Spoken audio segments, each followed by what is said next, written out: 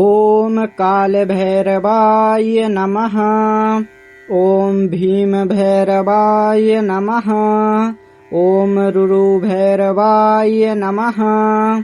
ॐ चण्डभैरवाय नमः। ॐ क्रोधभैरवाय नमः। ॐ उन्मत्तभैरवाय नमः। ॐ कपालभैरवाय नमः। ॐ भीषणभैरवाय नमः। ॐ संहारभैरवाय नमः। ॐ रक्तभैरवाय नमः। ॐ श्मशानभैरवाय नमः। ॐ महाभैरवाय नमः। ॐ अघोरभैरवाय नमः। ॐ वीरभैरवाय नमः। ॐ महाकालभैरवाय नमः। ॐ कालानलभैरवाय नमः। ॐ कालदण्डधराय नमः। ॐ दण्डपाणये नमः। ॐ दिगम्बराय नमः। ॐ त्रिनेत्राय नमः। ॐ शूलपाणये नमः। ॐ खड्गपाणये नमः। ॐ कपालहस्ताय नमः। ॐ नागहाराय नमः। ॐ व्याघ्रचर्मधराय नमः। ॐ जटाधराय नमः। ॐ श्मश्रुधराय नमः। ॐ भस्माङ्गररागाय नमः। ॐ गङ्गाधराय नमः। ॐ भूतनाथाय नमः। ॐ प्रेतवाहनाय नमः। ॐ श्वानवाहनाय नमः। ॐ क्षेत्रपालाय नमः। ॐ काशीक्षेत्रपालाय नमः। ॐ लोकपालाय नमः। ॐ विश्वपालाय नमः। ॐ योगीश्वराय नमः। ॐ सिद्धिनाथाय नमः। ॐ तन्त्रनाथाय नमः। ॐ मन्त्रनाथाय नमः। ॐ महातन्त्राय नमः। ॐ महायोगिने नमः। ॐ कालद्वारपालाय नमः। ॐ मृत्युञ्जयाय नमः। ॐ भयङ्कराय नमः। ॐ भयानकाय नमः। ॐ भद्रकारकाय नमः। ॐ सर्वदुःखनिवारणाय नमः। ॐ पापघ्नाय नमः। ॐ पापहारिणे नमः। ॐ शत्रुनाशनाय नमः। ॐ विघ्नहर्त्रे नमः। ॐ रोगनाशनाय नमः।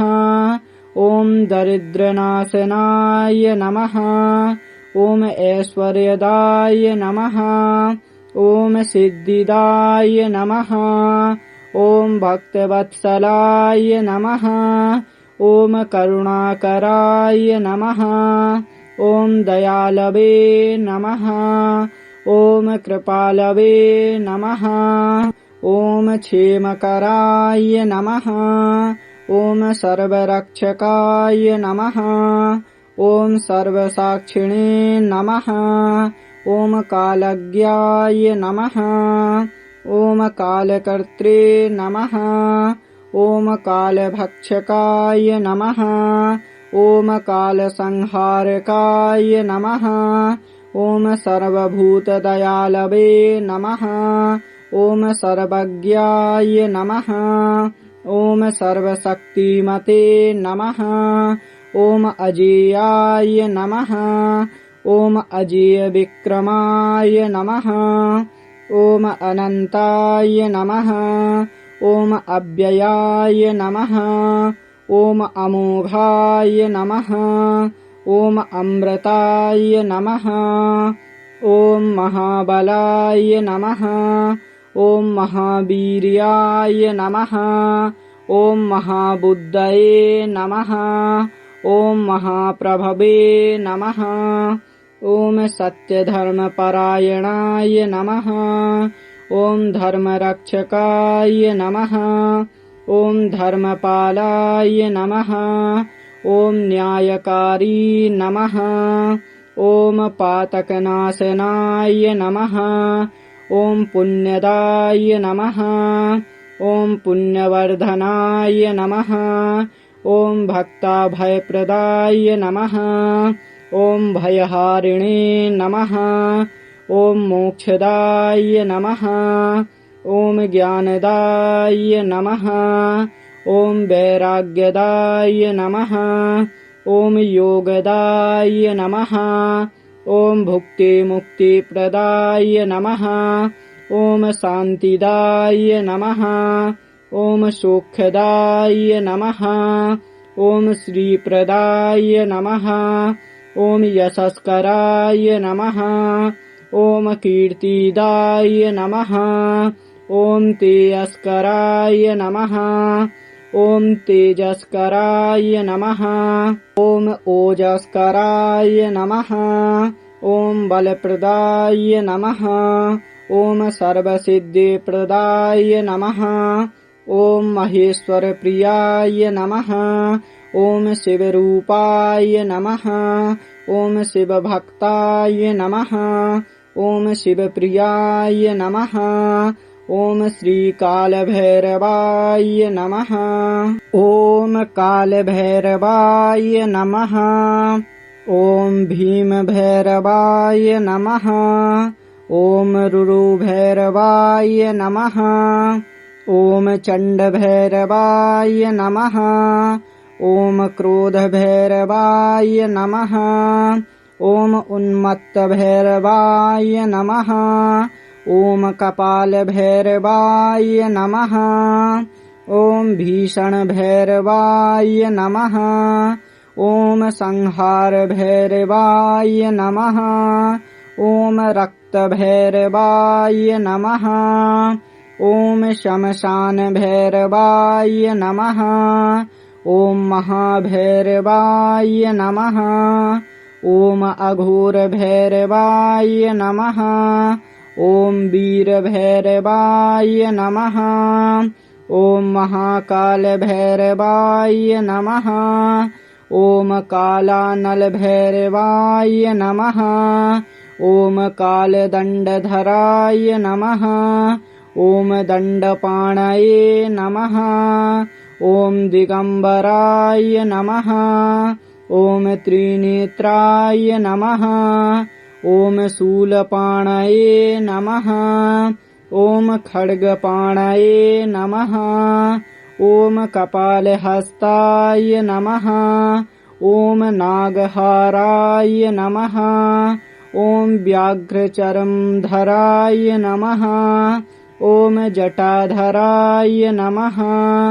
ॐ श्मश्रुधराय नमः। ॐ भस्माङ्गररागाय नमः। ॐ गङ्गाधराय नमः। ॐ भूतनाथाय नमः। ॐ प्रेतवाहनाय नमः। ॐ श्वानवाहनाय नमः। ॐ क्षेत्रपालाय नमः। ॐ काशीक्षेत्रपालाय नमः। ॐ लोकपालाय नमः। ॐ विश्वपालाय नमः। ॐ योगीश्वराय नमः। ॐ सिद्धिनाथाय नमः। ॐ तन्त्रनाथाय नमः। ॐ मन्त्रनाथाय नमः। ॐ महातन्त्राय नमः। ॐ महायोगिने नमः। ॐ कालद्वारपालाय नमः। ॐ मृत्युञ्जयाय नमः। ॐ भयङ्कराय नमः। ॐ भयानकाय नमः। ॐ भद्रकारकाय नमः। ॐ सर्वदुःखनिवारणाय नमः। ॐ पापघ्नाय नमः। ॐ पापहारिणे नमः। ॐ शत्रुनाशनाय नमः। ॐ विघ्नहर्त्रे नमः। ॐ रोगनाशनाय नमः ॐ दरिद्रनाशनाय नमः ॐ ऐश्वर्यदाय नमः ॐ सिद्धिदाय नमः ॐ भक्तवत्सलाय नमः ॐ करुणाकराय नमः ॐ दयालवे नमः ॐ कृपालवे नमः ॐ क्षेमकराय नमः ॐ सर्वरक्षकाय नमः ॐ सर्वसाक्षिणे नमः ॐ कालज्ञाय नमः ॐ कालकर्त्रे नमः ॐ कालभक्षकाय नमः ॐ कालसंहारकाय नमः ॐ सर्वभूतदयालवे नमः ॐ सर्वज्ञाय नमः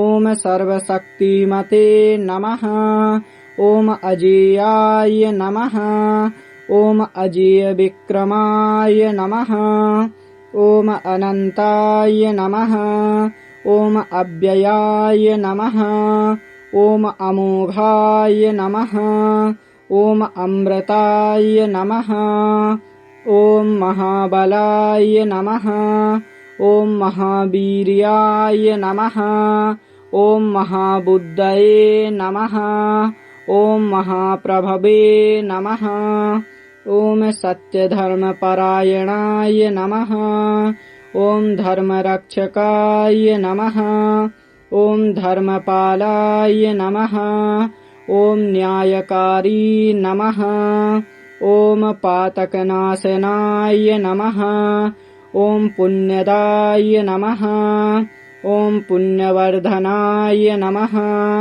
ॐ भक्ताभयप्रदाय नमः ॐ भयहारिणे नमः ॐ मोक्षदाय नमः ॐ ज्ञानदाय नमः ॐ वैराग्यदाय नमः ॐ योगदाय नमः ॐ भुक्तिमुक्तिप्रदाय नमः ॐ शान्तिदाय नमः ॐ सुखदाय नमः ॐ श्रीप्रदाय नमः ॐ यशस्कराय नमः ॐ कीर्तिदाय नमः ॐ तेजस्कराय नमः ॐ तेजस्कराय नमः ॐ ओजस्कराय नमः ॐ बलप्रदाय नमः ॐ सर्वसिद्धिप्रदाय नमः ॐ महेश्वरप्रियाय नमः ॐ शिवरूपाय नमः ॐ शिवभक्ताय नमः ॐ शिवप्रियाय नमः ॐ श्रीकालभैरवाय नमः ॐ कालभैरवाय नमः ॐ भीमभैरवाय नमः ॐ रुरुभैरवाय नमः ॐ चण्डभैरवाय नमः ॐ क्रोधभैरवाय नमः ॐ उन्मत्तभैरवाय नमः ॐ कपालभैरवाय नमः ॐ भीषणभैरवाय नमः ॐ संहारभैरवाय नमः ॐ रक्तभैरवाय नमः ॐ श्मशानभैरवाय नमः ॐ महाभैरवाय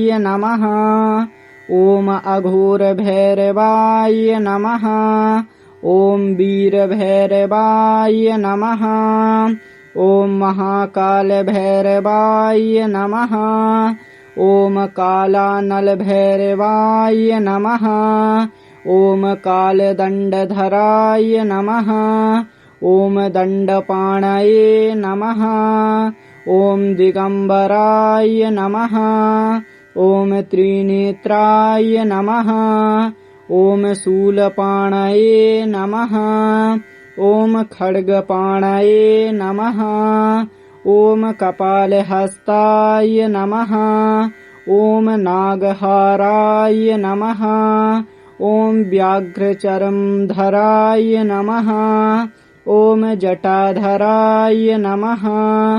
ॐ श्यंश्रूधराय नमः। ॐ भस्माङ्गररागाय नमः। ॐ गङ्गाधराय नमः। ॐ भूतनाथाय नमः। ॐ प्रेतवाहनाय नमः। ॐ श्वानवाहनाय नमः। ॐ क्षेत्रपालाय नमः। ॐ काशीक्षेत्रपालाय नमः। ॐ लोकपालाय नमः। ॐ विश्वपालाय नमः। ॐ योगीश्वराय नमः। ॐ सिद्धिनाथाय नमः। ॐ तन्त्रनाथाय नमः। ॐ मन्त्रनाथाय नमः। ॐ महातन्त्राय नमः। ॐ महायोगिने नमः। ॐ कालद्वारपालाय नमः। ॐ मृत्युञ्जयाय नमः। ॐ भयङ्कराय नमः। ॐ भयानकाय नमः। ॐ भद्रकारकाय नमः। ॐ सर्वदुःखनिवारणाय नमः। ॐ पापघ्नाय नमः। ॐ पापहारिणे नमः। ॐ शत्रुनाशनाय नमः। ॐ विघ्नहर्त्रे नमः। ॐ रोगनाशनाय नमः। ॐ दरिद्रनाशनाय नमः। ॐ ऐश्वर्यदाय नमः। ॐ सिद्धिदाय नमः। ॐ भक्तवत्सलाय नमः। ॐ करुणाकराय नमः। ॐ दयालवे नमः। ॐ कृपालवे नमः। ॐ क्षेमकराय नमः। ॐ सर्वरक्षकाय नमः। ॐ सर्वसाक्षिणे नमः। ॐ कालज्ञाय नमः। ॐ कालकर्त्रे नमः। ॐ कालभक्षकाय नमः। ॐ कालसंहारकाय नमः। ॐ सर्वभूतदयालवे नमः। ॐ सर्वज्ञाय नमः। ॐ सर्वशक्तिमते नमः। ॐ अजेयाय नमः। ॐ अजेयविक्रमाय नमः। ॐ अनन्ताय नमः। ॐ अव्ययाय नमः। ॐ अमोघाय नमः। ॐ अमृताय नमः। ॐ महाबलाय नमः। ॐ महावीर्याय नमः। ॐ महाबुद्धये नमः। ॐ महाप्रभवे नमः। ॐ सत्यधर्मपरायणाय नमः। ॐ धर्मरक्षकाय नमः। ॐ धर्मपालाय नमः। ॐ न्यायकारी नमः। ॐ पातकनाशनाय नमः। ॐ पुण्यदाय नमः। ॐ पुण्यवर्धनाय नमः। ॐ भक्ताभयप्रदाय नमः। ॐ भयहारिणे नमः। ॐ मोक्षदाय नमः। ॐ ज्ञानदाय नमः। ॐ वैराग्यदाय नमः। ॐ योगदाय नमः। ॐ भुक्तिमुक्तिप्रदाय नमः। ॐ शान्तिदाय नमः। ॐ सुखदाय नमः। ॐ श्रीप्रदाय नमः। ॐ यशस्कराय नमः। ॐ कीर्तिदाय नमः। ॐ तेजस्कराय नमः। ॐ तेजस्कराय नमः। ॐ ओजस्कराय नमः। ॐ बलप्रदाय नमः। ॐ सर्वसिद्धिप्रदाय नमः। ॐ महेश्वरप्रियाय नमः। ॐ शिवरूपाय नमः। ॐ शिवभक्ताय नमः। ॐ शिवप्रियाय नमः। ॐ श्रीकालभैरवाय नमः।